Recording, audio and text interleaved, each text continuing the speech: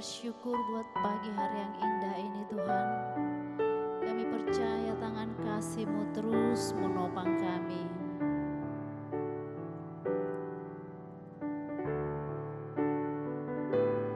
Ku yakin saat Kau berfirman, ku menang saat Kau bertindak. Hidupku hanya ditentukan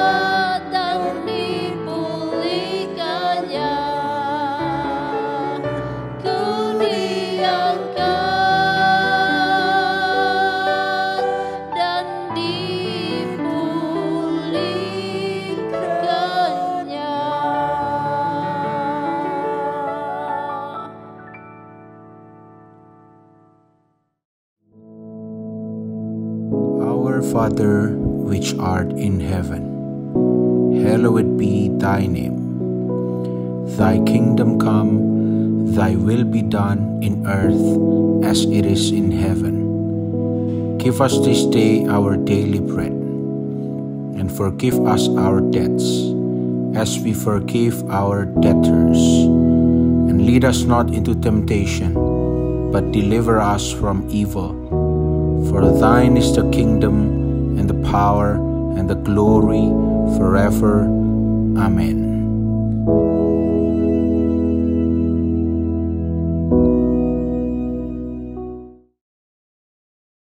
Shalom, selamat pagi, selamat berjumpa kembali. Apa kabar saudara semua?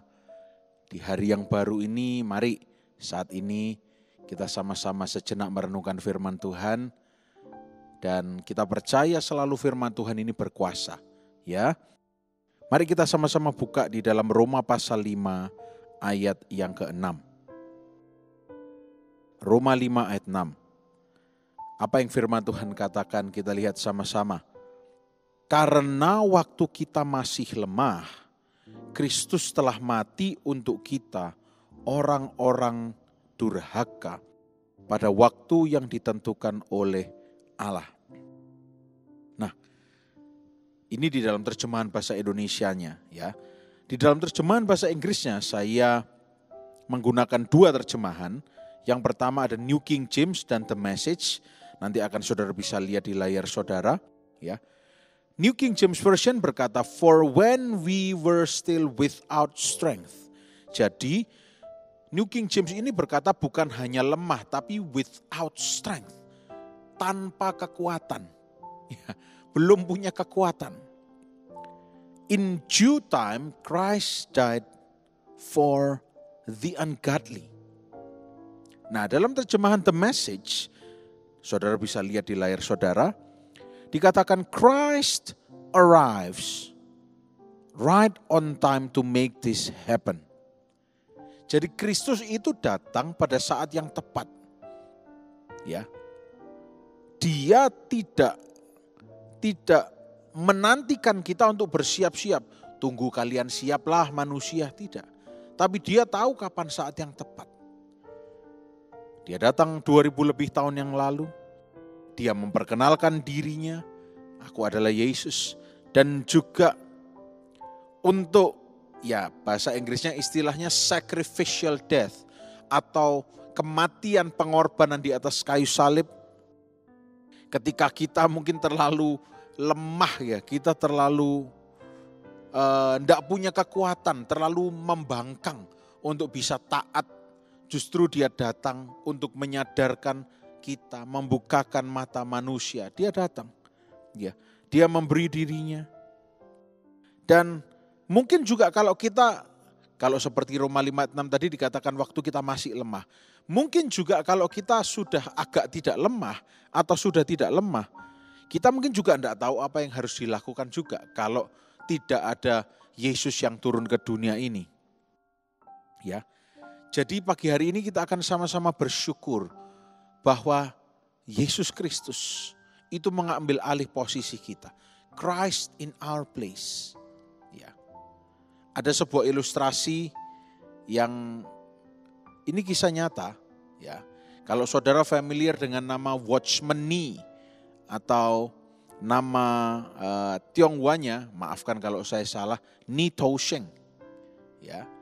Dia berkisah atau bercerita tentang seseorang yang sedang mengalami tekanan hidup dan berjumpa dengan Watchman Nee ini. Dan kemudian dia berkata, Pak, bagaimanapun banyaknya saya berdoa, seberapa kerasnya pun saya berusaha, saya rasanya tidak bisa Pak untuk jadi setia di hadapan Tuhan. Saya rasanya tidak bisa kalau disuruh ikut Yesus. Seperti lagu, saya mau iring Yesus ya, sampai selama-lamanya. Rasanya sulit Pak kalau dilakukan di kehidupan nyata. Kalau nyanyi mungkin gampang, tapi kalau melakukannya kayaknya sulit, Pak. Kelihatannya saya ini akan segera kehilangan keselamatan saya. Dan kemudian Watchman Nee berkata, coba sini. Coba kamu lihat anjing saya. Ya. Coba kamu lihat anjing saya. Dia ini anjing saya. Dan dia ini house trained. Artinya terlatih untuk hidup di dalam rumah. Artinya berbeda dengan hidup di luar rumah ya. House trained, well behaved begitu ya. Dan kemudian dia karena house trained, dia tidak pernah berbuat kekacauan atau tidak pernah bongkar-bongkar atau tidak pernah merusak. Dia taat dan dia sungguh sebuah teman yang sangat menyenangkan karena sifatnya dan sikapnya yang baik. Nah, coba kalau nanti engkau lihat di dapur sana, saya punya seorang anak, kata Watchman Nee. Nah, anak saya ini masih kecil, seorang bayi. Anak bayi ini saya kebalikan dari anjing saya itu. Anak bayi saya ini selalu make a mess, selalu mengotor-ngotori mejanya, ya, tidak bisa bersihan. Anak saya ini juga kalau diberi makan, makanannya dilemparkan, bahkan sampai ke wajah saya, bahkan sampai dilempar di lantai. Ya. Dan kemudian juga bajunya sudah dibersihkan rapi-rapi, selalu ketika bermain cat dia tempel di sini, dia tempel di bajunya orang tuanya. Kalau anjing saya itu tadi never make a mess, anak saya ini total mess. Artinya apa? Dalam konsep pikiran yang positif ya, sebab masih bayi. Anak saya ini selalu berbuat hal yang sebaliknya daripada yang saya harapkan. Ya. Tapi kira-kira, coba kamu pikirkan, siapa yang akan mewarisi apa yang semua yang saya miliki? Siapa yang mewarisi? Apakah anjing saya yang selalu berbuat baik, yang selalu hidup sangat teratur, atau kira-kira anak saya? Dan orang ini menjawab, ya tentunya anaknya Pak. Betul. Kamu ahli warisnya Yesus Kristus. Karena Yesus Kristus mati untuk kamu. Bukan mati untuk anjingku, bukan mati untuk hewan peliharaanku. Tapi dia mati untuk kamu dan saya. Kita ini ahli warisnya Kristus. Bukan menjadi ahli waris melalui kesempurnaan. Bukan menjadi ahli waris karena kita berusaha untuk menjadi sempurna. Tetapi oleh karena anugerahnya. Oleh karena kasih karunia-Nya. Watchman Nee berkata demikian. Dan ini juga merupakan sebuah konfirmasi dari, saudara bisa nanti baca sendiri di rumah, Lukas 15 ayat 11-24, saudara tahu kisah mengenai the prodigal son, anak bungsu yang terhilang. Ya. Kalau hari-hari ini kita sedang hidup meratapi masa lalu kita, itu iblis.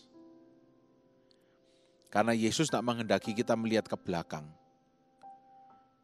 Kalau hari-hari ini kita merasa bahwa seperti orang yang depresi tadi yang bertemu Watchman Nee.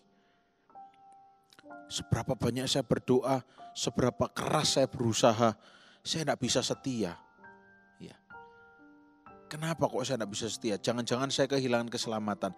Itu sebuah ketakutan yang ditanamkan oleh pikiran kita yang bisa dipakai oleh iblis. Dan ini juga bukan berarti sebuah alasan untuk kita bisa terus berbuat dosa karena keselamatan tidak akan hilang, keselamatan tidak bisa hilang, bukan. Kalau mungkin kita berbuat salah, kita berbuat dosa, segera minta ampun. Ya, segera minta ampun. Ya, karena Tuhan itu Tuhan yang memaafkan. Dan jangan berbuat dosa lagi. Jangan berbuat dosa lagi. Yang sering berbuat dosa kambuhan, saya tidak memungkiri, saya juga menjadi orang yang bisa bisa mengalami dosa kambuhan, saya manusia. Saya tidak mau dilihat sebagai orang yang sempurna karena saya bukan orang sempurna. Ya, kalau saudara juga orang demikian, minta ampun. Tuhan Yesus selalu buka tangan seperti ayah yang menantikan anak bungsu ini pulang. Tapi kalau sudah pulang, ya pulang, jangan keluar lagi. Ini yang firman Tuhan nasihatkan. Saya percaya ini akan menghantam hati saudara dengan begitu keras kebenaran ini bahwa Allah kita itu menerima kita apa adanya, bahkan saat kita masih lemah. Lemah itu tadi diterjemahkan dalam New King James Version, without strength, tanpa kekuatan apa-apa. Walaupun kita masih lemah, ya. Tapi Allah yang menyelesaikannya semua bagi kita. Karena tadi menurut penjelasan versi The Message, kalaupun kita nanti punya kekuatan, ya, kalaupun we hadn't been so weak, we would not have known what to do anyway. Kita mungkin tidak tahu harus melakukan apa karena kita manusia terbatas. Tapi Yesus sudah menyelesaikan yang tidak bisa kita selesaikan. Dan mari saat ini kita lakukan apa yang bisa kita lakukan. Kristus sudah menjadi pengganti kita. Christ in our place. Kristus di tempat atau di posisi yang seharusnya kita ada di sana. Dan kita pun diangkat jadi anaknya.